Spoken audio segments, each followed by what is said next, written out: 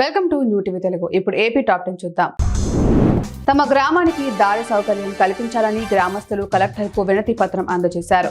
గంగాధర నెల్లూరు నియోజకవర్గం కాలేపల్లి గ్రామంలోని ధర్మరాజుల దేవాలయానికి ఎకరా భూమి ఉందని, ఈ భూమిని ధర్మకర్త బ్యాంకులో తాకట్టు పెట్టి రుణాలు పొందటమే కాకుండా కంచెవేసి గ్రామానికి దారి లేకుండా చేశారన్నారు. కలెక్టర్ ఈ విషయంపై స్పందించి దేవాదాయ భూములను స్వాధీనం చేసుకుని రైతులకు దారి సౌకర్యం కల్పించాలని విజ్ఞప్తి చేశారు.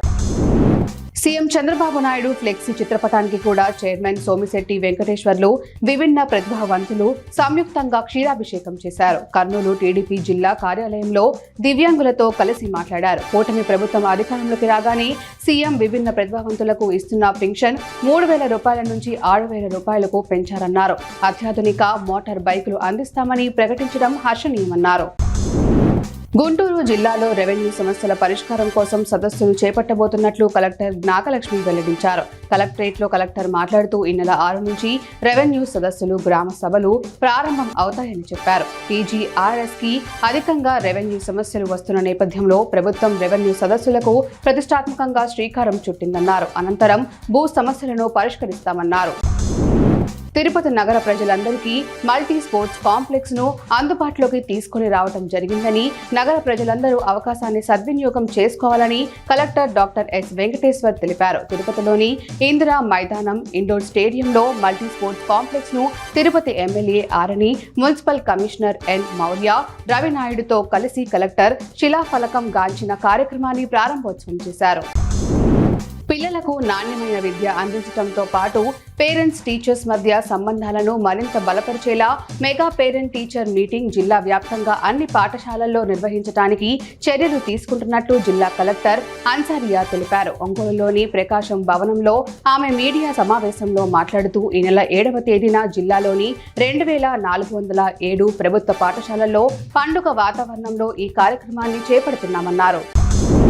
సమాజ మార్పులో విద్యార్థుల పాత్ర కీలకమని ప్రభుత్వ వెబ్ ఎమ్మెల్సీ కంచల్లా శ్రీకాంత్ తెలిపారు. గుడిపల్లి మండల పరిధిలోని శెట్టిపల్లి ప్రభుత్వ పాఠశాలలో నిర్వహించిన విద్యార్థుల తల్లిదండ్రుల సమావేశానికి ఎమ్మెల్సీ శ్రీకాంత్ పాల్గొన్నారు. విద్యార్థుల్లో మార్పు తీసుకువచ్చే బాధ్యత ఉపాధ్యాయులదేనని, సమాజంలో మార్పు రావాలంటే ఉపాధ్యాయులు, విద్యార్థుల పాత్ర కీలకంగా ఉంటుందన్నారు. రాయచోటి 4 రోడ్ల కూడలి వద్ద అయ్యప్ప స్వాముల గ్రామోత్సవం జరుగుచుండగా పెద్దగా డీజే సౌండ్స్ పెట్టారని, టాన్నా సర్కిల్ వద్ద ఉన్న పెద్ద మసీదులో వందలాది మంది ముస్లింలు రోడ్డుపై బైఠాయించి నిరసన తెలిపారు. దీంతో భారీగా ట్రాఫిక్ అంతరాయం కలగడంతో పోలీసులు రంగంలోకి దిగి సర్ది చెప్పారు. మునుపెన్నడూ లేని విధముగా లేదని, మతాల మధ్య చిచ్చు పెట్టే ప్రయత్నం చేస్తున్నారని వాపోయారు. మచిలీపట్నంలో పెద్ద ఎత్తున పోలీసులు మోహరించారు. జిల్లా పరిషత్ సెంటర్లో ఆక్రమణకు గురైన చెరువు చుట్టూ ఉన్న వ్యాపార దుకాణాలను మచిలీపట్నం కార్పొరేషన్ అధికారులు తొలగింపు కార్యక్రమం చేపట్టారు. దీంతో బాధితులు తీవ్ర ఆందోళన వ్యక్తం చేస్తున్నారు. ముందస్తుగా ఎటువంటి సమాచారం తెలియజేయకుండా తొలగిస్తున్నారంటూ అధికారులపై అక్రమదారులు మండిపడుతున్నారు. నర్సాపురం మండలం పాత నవరసపురంలో తెల్లవారుజామున కోడి పందాల శిబిరంపై పోలీసులు ఆకస్మికంగా మెరుపు దాడి చేశారు. గ్రామ శివారులో కోడి పందాలు నిర్వహిస్తున్నట్లు పోలీసులకు సమాచారం తెలిసింది. ఈ మేరకు పోలీసులు దాడి చేయగా 16 మందిని అరెస్ట్ చేసినట్లు తెలిపారు. వారి వద్ద నుంచి 3.31 లక్షల నగదు, 23 కోళ్లు, 9 కత్తులు, 24 బైకులు స్వాధీనం చేసుకున్నట్లు నరసాపురం రూరల్ సీఐ దుర్గా ప్రసాద్ చెప్పారు.